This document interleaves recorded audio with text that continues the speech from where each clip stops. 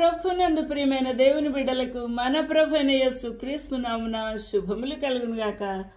ఈ యొక్క ఉదయకాల సమయమందు దేవుని యొక్క వాక్య ధ్యానం కొరకు పరిశుద్ధ బైబిల్ గ్రంథం నుండి కొలస్సీలకు రాసిన పత్రికలో కొన్ని వచనాలని ధ్యానం చేయడానికి ప్రభు మనకు సహాయం చేయనుగాక.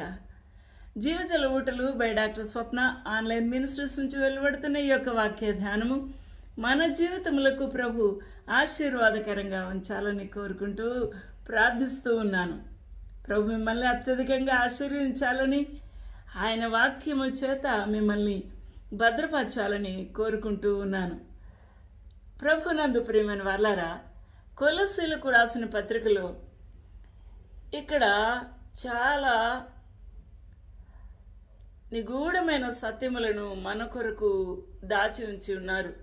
మనం ఎరగవలసిన అనేకమైన విషయాలు ఇక్కడ ధ్యానిద్దాం. అసలు ఈ కుమారుడు ఎవరు? ఈ జనదైక కుమారుడు ఎవరు? ఎవరు ఈ విమోచకుడు? పాపం నుండి శాపం నుండి విమోచించిన వాడు ఎవరు? ఎవరు మన సృష్టికర్త? ఇదే మన యొక్క పాఠ్య అంశం.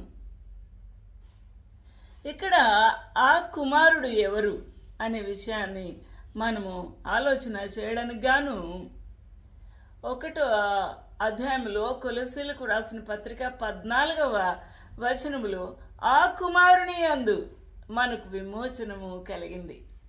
ఆ కుమారుని యందు, ఆ జనతైక కుమారుని యందు, ఆయన పేరు ఇమ్మానుయేలు, ఆయన యేసు అని పేరు పెట్టుదు అని యోసేపుతో చెప్పినట్టు ఆ యొక్క కుమారుని యందు విమోచనము దొరికింది. అనగా విమోచనము అంటే ఏంటి అనగా పాప క్షమాపణ. పాపమును క్షమించి పాపము నుండి విడుదల చేసి మనల్ని శాపగ్రస్తము నుండి విమోచన కలగచేయుటే ఈ గొప్ప కార్యము. అయితే విమోచనము ఆ ప్రభు యొక్క దయా సంకల్పము ద్వారా, ఆ కుమారుని అనుగ్రహించుట ద్వారా మనకు పాప క్షమాపణ కలుగుచూ ఉన్నది. ఒక్కసారి కలగటం కాదది, కలుగుచూ ఉన్నది. ఎందరూ ఆయన అంగీకరిస్తే, ఎందరు పాప క్షమాపణ ప్రభువును అడిగితే, ఎందరూ ఆయన నామమునందు విశ్వాసం ఉంచితే వారందరికీ పాప క్షమాపణ కలుగుచూ ఉన్నది. హల్లెలూయా, దేవునికి మహిమ కలుగును గాక.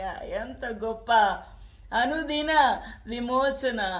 ఆ యొక్క యేసుక్రీస్తు ప్రభు సిలువలో తన ప్రాణం పెట్టి అప్పటి నుండి ఇప్పటి వరకు ఎంతమంది ఆయన నామనందు విశ్వాసం ఉంచుతున్నారు వారందరికీ విమోచన, పాపక్షమాపణ కలుగచేస్తూ ఉన్నాడు.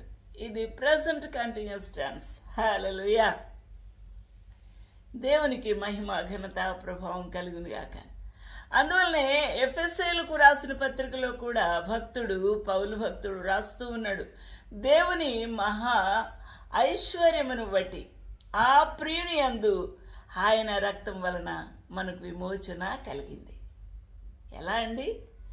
ఆయన కృప మహదైశ్వర్యము. ఎవరిది? తండ్రి అయిన దేవుని, యెహోవా దేవుని కృప మహదైశ్వర్యము. గొప్ప ఈ యొక్క కానుకగా ప్రభు మనకిచ్చాడు. ఆ కృప మహాదైశ్వర్యమును బట్టి ఆ ప్రియుని యందు, ఆ యేసు క్రీస్తు ప్రభువునే అందు ఆయన రక్తం వలన మనకు విమోచనము, అనగా మన అపరాధములకు క్షమాపణ కలిగి ఉన్నది. హల్లెలూయా, దేవునికి మహిమ కలుగును గాక. In whom we have redemption through his blood, his precious blood.